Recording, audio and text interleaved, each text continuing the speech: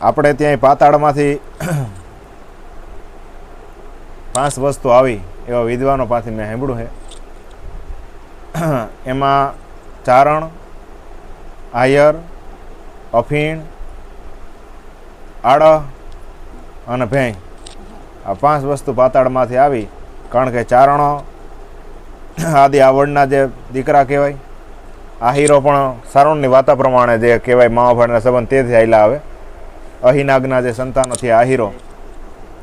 અફીણ એ પણ જે પાતાળમાંથી જ આવ્યું, હુકમનો ગોરી વારણી દીધી હતી એ મહાભારતમાં બધા ઉલ્લેખો છે. અને ભેંય એને પાતાળની પદમણી કહેવાય. અને સોથી 5મી આડહ.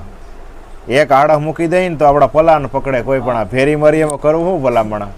એક વ્યક્તિ બે આમ હૂતો તો પગમાંથી પગ ચડાવીને ત્યાંથી 2-4 જણા નીકળ્યા ને કીધું ફલાણા ગામનો માર્ગ ક્યાં જાય? એટલે પૈગી હું આમ કર્યું, આમ પગ હતો ને પૈગી આમ કર્યું. એટલે ભલામણ તું બોલતો નથી, હાથ નથી સીધો ને પૈગી આમ કરે. તો કે આ ભીહુંના નદીમાં પડ્યું જોયું? તો કે હા. તો કે જો નદીમાં પડ્યું ને ઘેર જઈને પાણી પીએ એના દૂધ અમે પી. અને આપણું સૌરાષ્ટ્ર હરસુરભાઈ કહેતા કે આપણું સૌરાષ્ટ્ર ભીહું દૂધ પીને કે હુવે કે પછી એટલે એટલી આરે ભીહુંમાં હોય.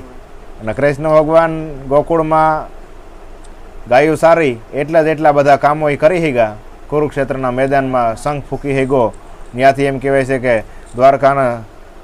દ્વારકાની ગાદીએ બેઠા નહોતા પણ એને એમ કહે છે કે બધું આખું જે રાજવહીવટ એ બધું કરી હેગું. ફૂઈના દીકરાને ખૂબ એને મદદ કરી, પાંડવોને.